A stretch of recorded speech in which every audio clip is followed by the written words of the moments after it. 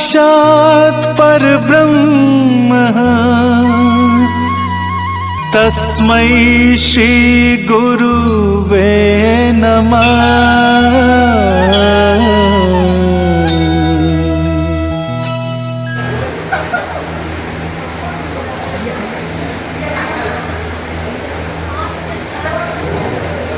इस गरिमामयी उपस्थिति के साथ सभी सम्मानित अतिथियों का इस विद्यालय के देवालय में स्वागत है। आज हम देखेंगे विज्ञान अतीत के झरोखों से और यह अनुभव करने में मजबूर हो जाएंगे कि हमने अपनी विज्ञान विरासत को कितना पुनर्जीवित रखा है और कितना समय के साथ खोते चले गए। स्वामी विवेकानंद के शब्दों में कि आधुनिक विज्ञान आज वही निष्कर्षों तक पहुंचा है जहां भारतीय वेदांत जी वो पहले पहुंच चुका है। इसे ऐसे समझते हैं कि आज हम पढ़ते हैं गति का तृतीयक नियम या क्रिया प्रतिक्रिया का नियम न्यूटन के नाम से, जिसे Newton third law of motion कहते हैं। यह कहता है कि यदि हम किसी वस्तु पर बल लगाते हैं तो वह वस्तु समान मात्रा में उतना ही बल किंतु विपरीत दिशा में लगाते हैं। ये सेब वाले न्यूटन के अनुसार है। अरे ये बात तो युगों पहले श्री कृष्ण ने श्रीमद् भागवत में कहा था, कर्मण्येवाधिकारस्ते मां फलेषु कदाचन मां कर्म फल में हेतु भूर्मा ते संगो तत्व कर्म। अर्थात कर्म करने में तेरा अधिकार है, तू फल की चिंता ना कर, फल तो स्वयं प्राप्त होता है। अर्थात फल को प्राप्त नहीं किया जाता, फल तो स्वयं प्राप्त है।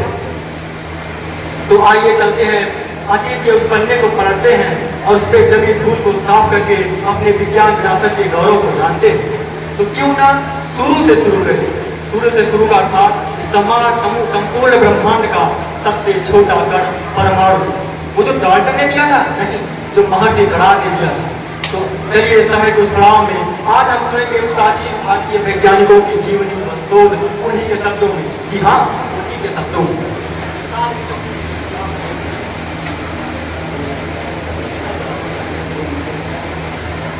हरि ओम। मैं उलोक मुनि, मुझे लोग कड़ाक के नाम से पुकारते हैं।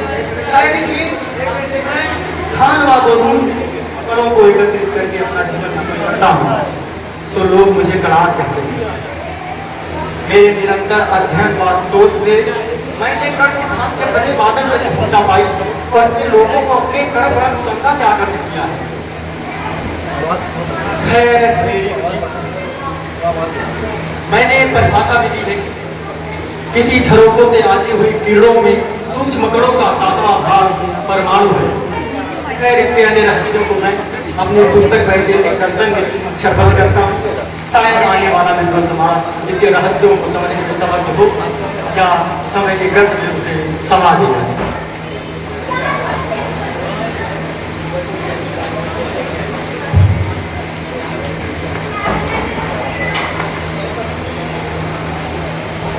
मैं सुश्रुत आचार्य धन्वंतरी का शिष्य शरीर रचना विज्ञान के विषय में सभी लोग डबल दिए, क्या करें। आज चहुओर बस बलि का वातावरण व्याप्त है, क्यों ना मैं इसके सकारात्मक पक्ष की ओर ध्यान दूं और इस पर शोध करूं। मेरी प्रबल रुचि ने मुझे शरीर विज्ञान और शल्य चिकित्सा में ऐसे गहरे समुद्र में धकेल दिया है जिससे बाहर निकलना मेरे लिए लगभग असंभव है। हमारे वेदांत हमें अनुचित चीड़-फाड़ की शिक्षा नहीं देते हैं, जो मेरे शोध कार्य में बाधा का कारण बना। मैंने प्रण लिया कि मैं जल्द ही दूसरे मार्ग की खोज करूंगा और शरीर से मांस और त्वचा अलग करने की दूसरी विधि निकालूंगा। मेरे अनंत प्रयासों ने मेरे इस कार्य में उल्लेखनीय सफलता प्रदान की। अब मैं त्वचा और मांस अलग कर सकता था बिना विच्छेदन करता के।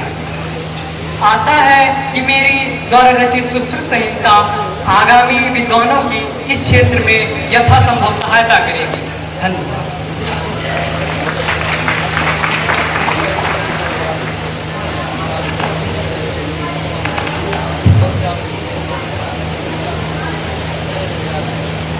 मैं ऋग्वेद के सप्तदृष्टाओं में उच्च स्थान पर सुशोभित महर्षि भारद्वाज मुझमें विज्ञान की असीम सिद्धि होने के कारण मैं वैदिक ऋषियों में श्रेष्ठ माना जाता हूँ। मेरे द्वारा रचित एक नई कृति ने जिसने मानव समाज को एक नई तकनीक प्रदान की, वह है विमान शास्त्र, जिसके माध्यम से मनुष्य ने हजारों वर्ष पहले ही पुष्पक जैसे विमान का निर्माण किया। पुष्पक जैसे विमान का निर्माण किया। और खैर, मुझे इस बात से तनिक भी खेद नहीं कि विमान निर्माण का श्रेय मुझे प्राप्त होता है। मुझे इस बात का तनिक भी खेद नहीं। खैर, आज के मनुष्य उसका दुरुपयोग कर रहे हैं, इस बात से मुझे कष्ट है। धन्यवाद।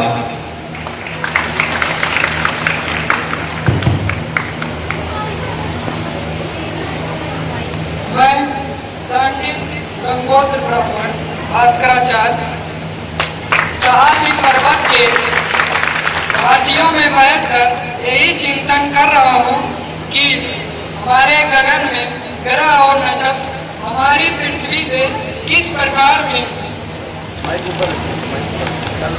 गगन में ग्रह और नक्षत्र हमारी पृथ्वी से किस प्रकार भिन्न है।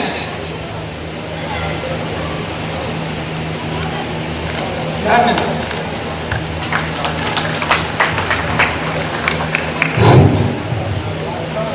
मैं वारा मिहिर उज्जैन के शिप्रा नदी के तट पर बैठकर विचार कर रहा हूँ कि ये जो हमारी पृथ्वी है, इसका एक निश्चित आकार क्या हो सकता है।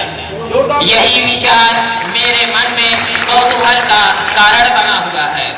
मुझे विश्वास है अवश्य कोई ना कोई ऐसी शक्ति है जो संपूर्ण वस्तु को अपनी ओर संलिप्त किए हुए है, जिसे आज के लोग गुरुत्वाकर्षण के नाम से जानते हैं।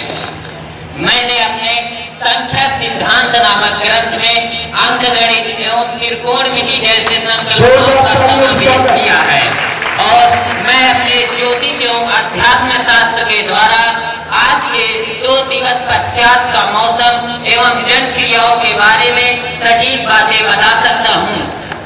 ज्योतिष शास्त्र विद्या का वह अथाह सागर है जिसे हर कोई नहीं पार कर सकता। मेरी पुस्तक एक सुरक्षित नाव के समान है, इसे जो जितना ही पढ़ेगा वह उसे ही पार कर सकेगा। मैं इसी आशा के साथ आप सभी लोगों से निवेदन करता हूँ कि आप मेरे विचार और सिद्धांतों को अपने साथ साथ अपने आने वाली पीढ़ियों को भी सिखाएंगे।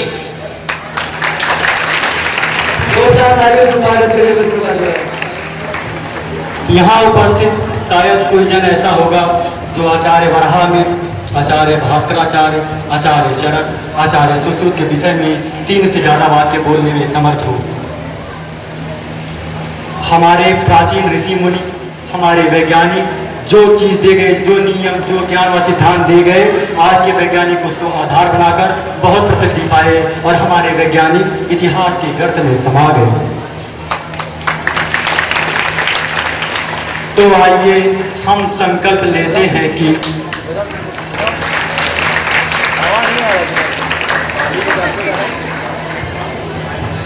ताली बजाते रहिए, आप लोग बजाते रहें। हम संकल्प लेते हैं कि अपनी विज्ञान विरासत का सम्मान सच्चे चेहरे से करेंगे एवं उचित ज्ञान द्वारा भारत को विश्व गुरु बनाएंगे। धन्यवाद। नाम विशेषतः ज्ञानम विज्ञानम इति कथ्यते। धन्यवाद।